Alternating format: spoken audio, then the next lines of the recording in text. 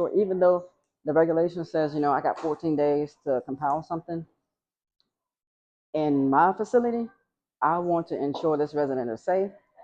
So I'm going to put a little small care plan. Now, I'm telling you, because this is not regulation. However, for me, my internal piece of it, best practices, right?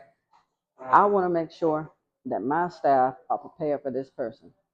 I want to make sure that I can give them as much information, is this person incontinent? What do they need? So we can be equipped. While we go through the 14 days, we can learn a little bit more, we can develop it a little bit more, and then continue. If there's a need that changes, and annually. So there's so many different pieces in terms of the background. We talked about his education. We talked about activities, what he likes to do. All of this stuff is important is because we're going to develop that resident, I'll say individualized service plan. This is what I'm calling the standard.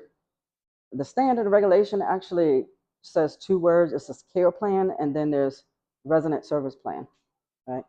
So for me, individualized service plan, it captures it all, right? But I do individualized because I want to ensure 100% that one, I keep my census up. That means I'm going to keep him happy. I'm going to keep the family happy. However, I've still ensured 100% that I've kept him safe, right? So the service plan is going to focus on to keep him safe. Individualized, that means Christopher wants to be called Chris. Let's all get to understand. Let's call Chris Chris, right? We know his background because we want to cater to those activities.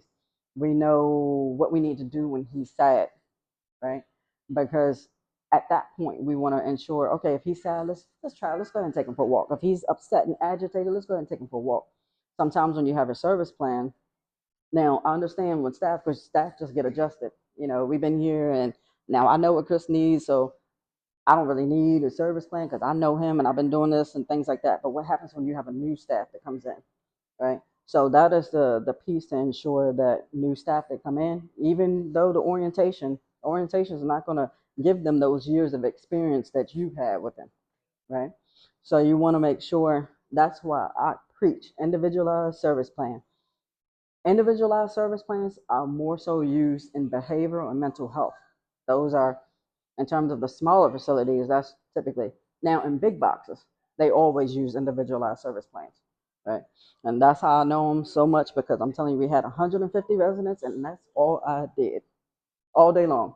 Service plans, meeting with patients, meeting with facility residents, meeting with the families, building those service plans to keep the back door closed, and to keep the information from nursing, safety, marketing.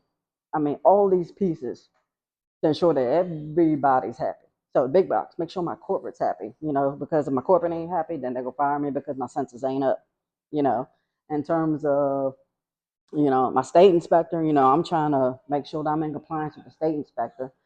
However, sometimes what the state inspector say, I don't see in the regulation. So sometimes I have to ask the questions because sometimes it can be a preference, right? However, the preference is your preference is not my preference, which is the reason why we have regulations to be consistent. So now I'm going to take this information that I assessed Christopher with, and I'm going to put it into the service plan, right? So outside all the background information, mental, all of that, let's talk about actual physical assessment. Okay.